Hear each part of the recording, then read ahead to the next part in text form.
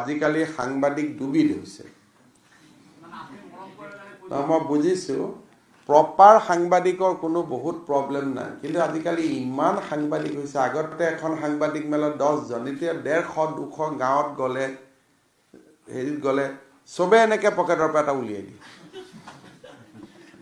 গতিকে এই বস্তুটোৰ সাংবাদিকৰ চৰকাৰৰ কাৰণে অশান্তি হোৱা নাই সাংবাদিকৰ অসুবিধা যদি হৈছে তথাকথিত সাংবাদিকৰ প্ৰায় অশান্তি হৈছে সেইকাৰণে এই বস্তুটোৰ ওপৰত আপোনালোকে অলপমান মই ভাবো যে ডিপাৰ্টমেন্টৰ লগত কথা পাতি যে কিছুমান ষ্টেণ্ডাৰ্ড যদি কৰি নলয়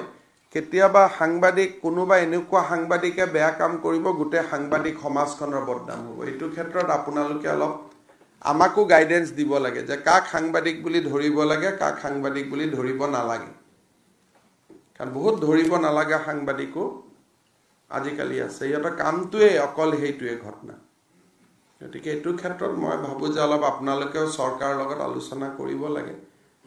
কৰি কিছু অন্তত লগাম থাকিব লাগে নহলে সুস্থ সাংবাদিকখিনিৰ সমস্যা হৈ যায়